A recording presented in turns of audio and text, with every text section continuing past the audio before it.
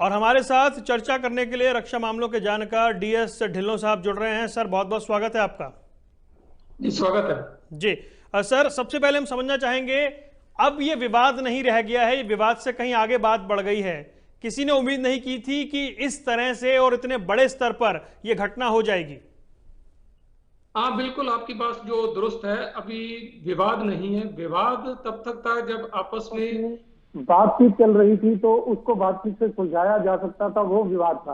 अब ये एक बॉर्डर डिस्प्यूट हो गया है पूरी तरह से, जिस तरह पाकिस्तान के साथ है, क्योंकि सिमिलर कंडीशन जैसे कारगिल में उन्होंने हमारा लेह हाईवे डोमिनेट करने की कोशिश करी थी, इसी तरह गलवान हाइट से चाइना ने हमारा जो दरबक और दौलत बेग ओल्डी का हाईवे है उसको डोमिनेट करने की कोशिश करी है, और वो उस पोजीशन पे आके बैठ गए हैं। तो ये एक डिस्प्यूट से हम आगे निकल चुके हैं।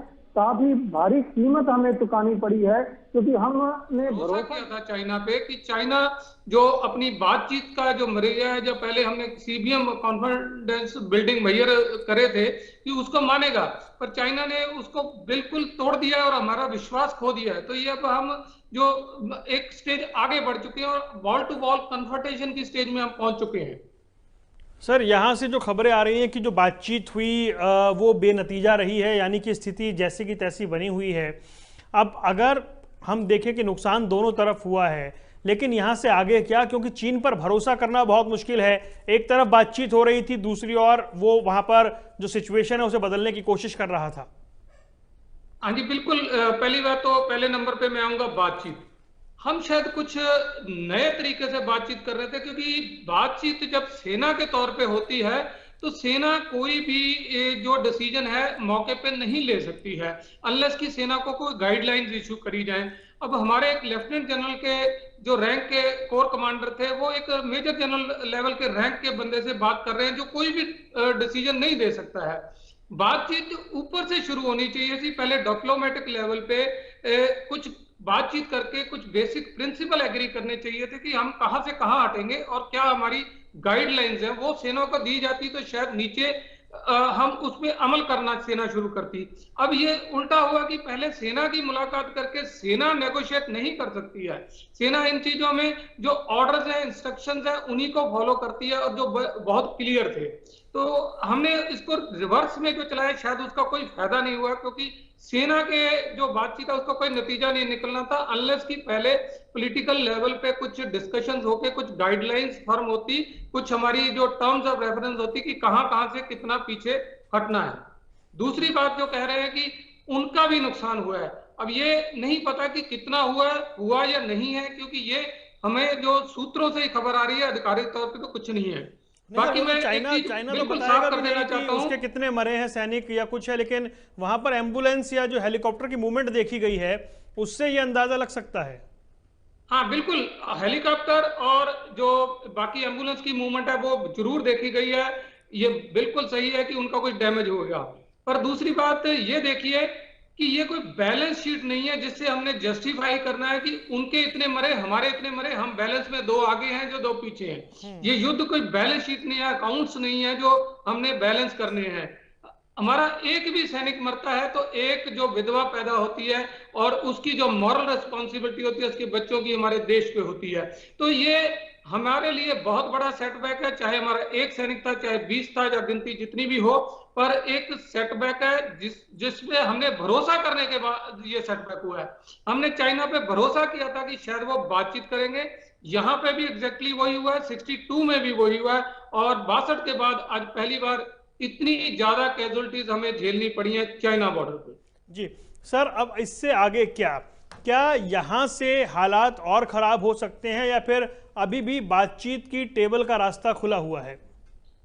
देखिए, बातचीत का रास्ता हमेशा खुला रहता है। इवन युद्ध के बाद भी बातचीत होती है, नेगोशिएशन होती है, सेटलमेंट होती है। तो बातचीत के रास्ते कभी भी बंद नहीं होते, ना ही बंद होने चाहिए, क्योंकि अल्टीमेटली जो बातचीत से ही कोई परमानेंट सोल्यूशन निकलता है, चाहे वो किसी भी कंट्री का हो। पर अभी जो सिचुएशन है तनावपूर्ण जरूर है, पर यहाँ पे कोई अभी युद्ध वाले हालात नहीं है, क्योंकि जो कुछ लोगों को लग रहा है कि शायद हम युद्ध में जा रहे हैं, ये युद्ध वाले हालात नहीं है। सिचुएशन खराब है, पर जो अभी तक जानकारी मिली है कि जहां पे हम बैठे हैं, आई बाल टू आई बाल, ये इंसिडेंट जहां हुआ गलवन वैली में, एक पेट्रोलिंग पॉइंट है 14, जहां से उन्होंने पीछे हटना था वो पीछे नहीं हटे। जब भारतीय सेना ऊपर देखने के लिए गई कि उनको पीछे यानी उनको मोटिवेट किया जाए, बातचीत से पीछे धकेलने की कोशिश करी जाए, तो ये चीज बैकफायर होगी, क्योंकि वो बहुत गुस्से में थे, बहुत बौखलाए हुए थे, और हम अपने दुश्मन के इस चाल का अंदाजा नहीं लगा पाए। हमारे पास, हमने उसको एक पीसफुल दोस्त समझा, जो हमारी गलती थी। जी। लेकिन ढिल्लों साहब, यहाँ पर हम अगर ये समझें कि ये जो कुछ हुआ, हर कोई एकदम सख्ते में था, क्योंकि चाइना बॉर्डर पर ये हालात बने नहीं थे, झड़प वगैरह होती थी। लेकिन ये जो घटना हुई है, इसके बाद जो सिचुएशन वहाँ बिल्डअप हुआ है, माफ कीजिएगा, तो अंतर्राष्ट्रीय स्तर पर क्या कोई कोशिश होगी? जी हाँ, अंतर्राष्ट्रीय बहुत कल से ही रिएक्शन यूएसए का भी, यूएनओ का भी आने शुरू हो गया है, क्योंकि कोई नहीं चाहता कि दो सबसे ज्यादा पॉपुलेशन वाले कंट्री एशिया के इस हिस्से में आपस में उलझ जाएं, और खासकर इस टाइम पे जब पूरी दुनिया एक महामारी से जूझ रही है, वहां अटेंशन सबकी उधर है। आज इंसान को बचाने की कोशिशें हो रही है, और हम यहाँ एक दूसरा फ्रंट खोल दें जिसमें हमें महामारी से भी लड़ना पड़े और दुश्मन से भी लड़ना पड़े। ये एक पूरे वर्ल्ड की कोशिश रहेगी कि इसको डी एस्केलेट किया जाए, इस टेंशन को रिड्यूस किया जाए, तभी इस जो रीजन में है शांति बनाए रख सकते हैं, क्योंकि दोनों ही पावर न्यूक्लियर पावर है, और इसमें थोड़ा सा भी इजाफा होने से बातचीत बहुत ज्यादा आगे तक बढ़ सकती है। जी। लेकिन लेकिन ढिल्लों साहब, क्योंकि जो परिस्थितियां बनी हैं, इतने जवान हमने खोए हैं, एक बहुत बड़ा सेटबैक है हमारे लिए भी। लेकिन जाहिर सी बात है कि हमने मुंह तोड़ जवाब वहां पर दिया ही है। यहाँ से चीन क्या कुछ कर सकता है, और हमारे लिए क्या कुछ संभव है? देखिए, पर सबसे पहले तो चाइना पे आते हैं। चाइना की एक चीज हमें बिल्कुल एब्सोल्युटली ऊपर से लेके नीचे जवान तक क्लियर हो जानी चाहिए कि चाइना ने उस लैंड को डिस्प्यूटेड मानने से इनकार कर दिया है। उनके मीडिया रिपोर्ट देखिए, उन्होंने ये कहा है कि भारत हमारे इलाके में आके कार्रवाई करे। तो चाइना ने अपना प्रभुत्व जो वहां पे पूरी तरह से मान लिया है कि ये इलाका हमारा है।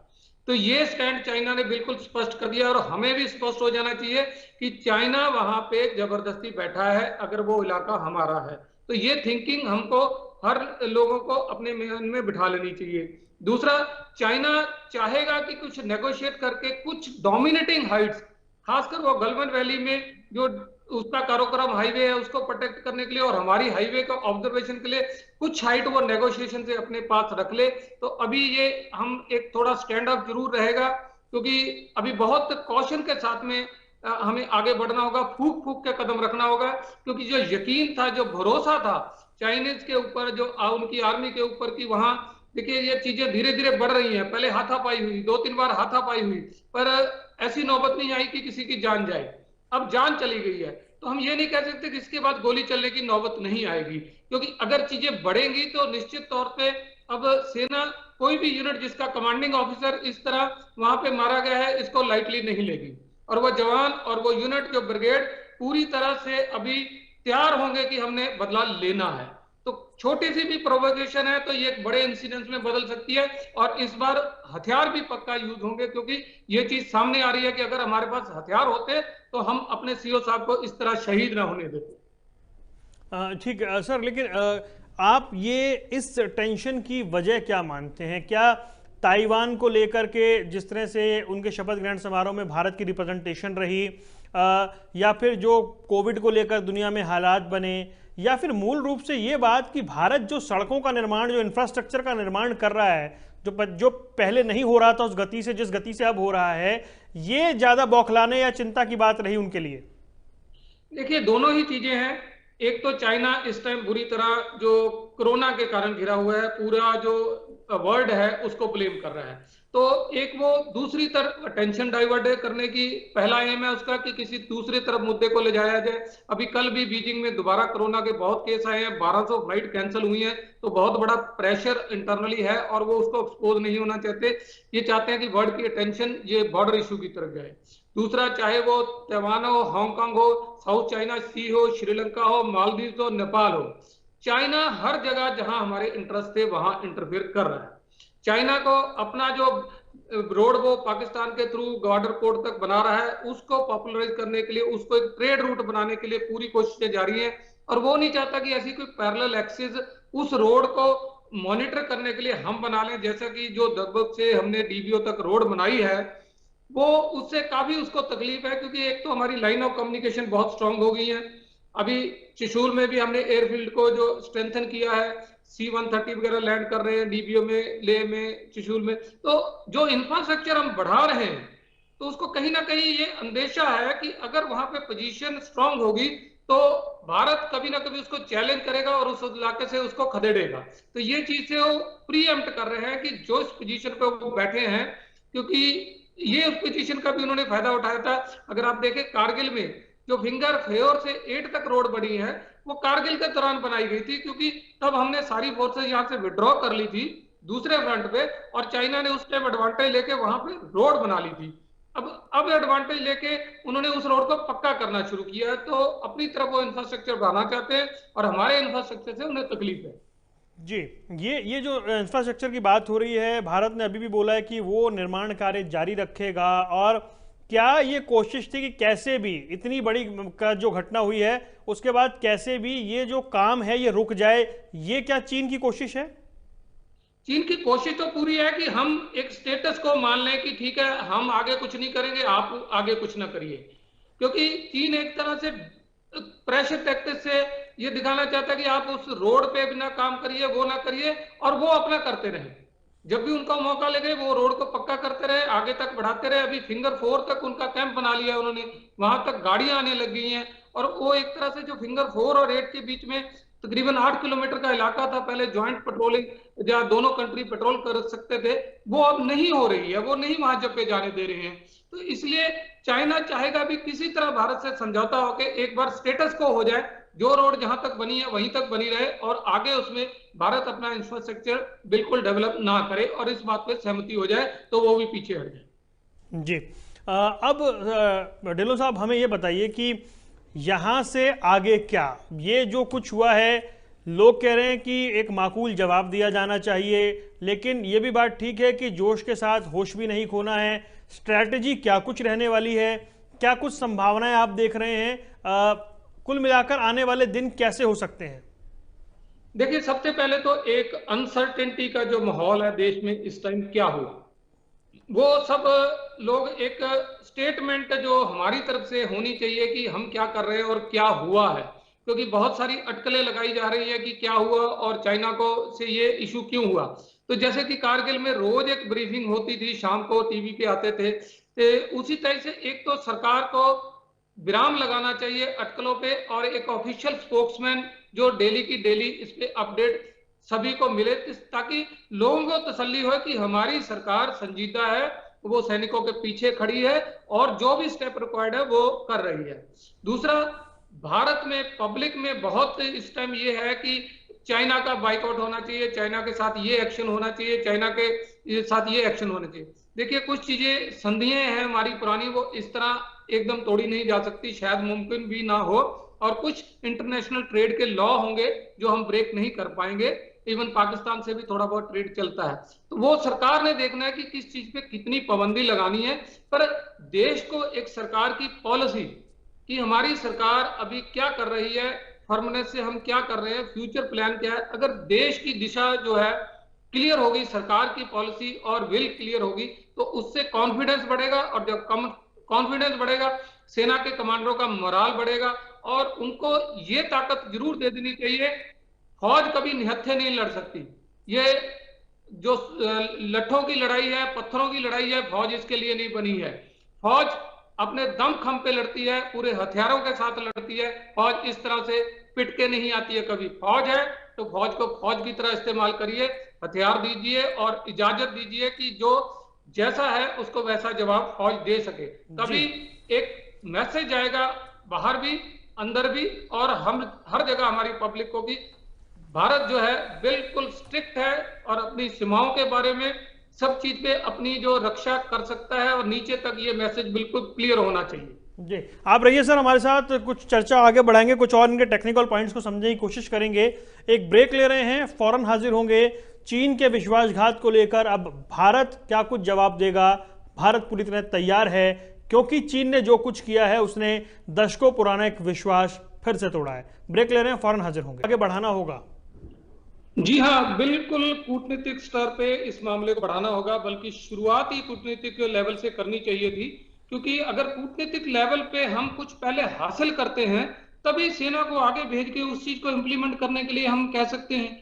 सेना अपने लेवल पे जब जाएगी तो ना तो उधर का कोई कमांडर एक स्टेप पीछे लेने को तैयार होगा, ना हमारा कोई कमांडर एक स्टेप आगे जाके हथियारों का यूज करके कोई कैप्चर करेगा, क्योंकि गाइडलाइंस ऊपर से कूटनीतिक लेवल पे हमने करना क्या चाह रहे हैं और क्या हमारी अंडरस्टैंडिंग हुई है। डेमोक्रेसी में फैसले सरकार करती है और नीचे जो भी है इंफ्रास्ट्रक्चर है, आर्मी हो, पुलिस हो, वो उसको इंप्लीमेंट करती है, इंश्योर करती है कि वो पूरी तरह से ग्राउंड पे लागू हो। तो इस केस में भी यही है कि फौज की जो बातचीत है उससे ग्राउंड पे जो चीजें हैं वो क्लैरिफाई जरूर हो सकती हैं, पर ऊपर से जो पहले कूटनीतिक लेवल पे हमारा क्या स्टैंड है और क्या चाइना पीछे हटने को तैयार है, कौन सा इलाका चाइना अपना मानता है, कौन सा इलाका हम मानते हैं, और क्या उसमें इतिहास है। 62 में जो मैकमोहन लाइन डिफाइन हुई थी वो कहाँ हुई थी। तो ये जो चीजें हैं, बात है, वो सिर्फ सरकारों के लेवल पे हो सकती है, कूटनीतिक लेवल पे हो सकती है। अब आर्मी में किसी को नहीं पता होगा कि ये मैकमोहन लाइन यहाँ थी, वो तो जो पोजीशन एक यूनिट से दूसरी यूनिट टेक ओवर कर लेती है उसी को मान के चला जाता है। तो इसलिए कूटनीतिक पहल इस टाइम अत्यंत जरूरी है। ढिल्लों साहब, लेकिन जब हम ये सारी बात कर रहे हैं तो हम ये भी देख रहे हैं कि जो LAC से लगते दूसरे इलाके हैं वहाँ पर भी गश्त बढ़ाई गई है या टुकड़ियाँ भेजी जा रही हैं, चाहे वो उत्तराखंड का इलाका हो या दूसरे इलाके हों, यानी कि ये माना जाए कि अभी तनाव अपने चरम पर है। जी हाँ, बिल्कुल। हमारी तरफ 3 जो कमांड है, डिफरेंट कमांड है, नॉर्दर्न कमांड है, सेंट्रल कमांड है और ईस्टर्न कमांड है, चाइना बॉर्डर को फेस करते हैं, पर उनकी तरफ एक ही सेंट्रल कमांड है, तो उनका जो कमांड स्ट्रक्चर है काफी यूनाइटेड है। तो अगर कोई सेम कमांड के अंदर घटना लद्दाख में हुई है तो वो उत्तराखंड में भी हो सकती है और वो अरुणाचल में भी हो सकती है। तो इसलिए बहुत जरूरी है हमें चौकसी पूरी सीमा से बढ़ानी, क्योंकि चाइना के साथ हमारा बहुत लंबा बॉर्डर है, और दूसरी चीज जो है, चाइना के साथ जो बॉर्डर है वो बहुत दुर्गम इलाके हैं, हाई एल्टीट्यूड इलाके हैं, जहां पे किसी को भी आप दिल्ली से उठा के अगले दिन वहां नहीं भेज सकते ट्रुप्स को, उनको एक्लेमेटाइजेशन करनी पड़ती है, यानी उस इलाके को जब बॉडी यूज टू हो जाती है तभी वो जा सकते हैं। और ये कुछ इलाके हैं जिसमें थर्ड स्टेज एक्लेमेटाइजेशन होती है, 14-15 दिन के बाद जो है वहां पे वो आदमी इफेक्टिव होता है। तो इसलिए इतना फास्ट हम नहीं कर सकते कि किसी को कहीं से भी उठा के हम उसको चाइना बॉर्डर पे डिप्लॉय कर दें, तो हमें यूनिटों का स्टेज फॉरवर्ड करेंगे और थोड़ा टाइम लगेगा।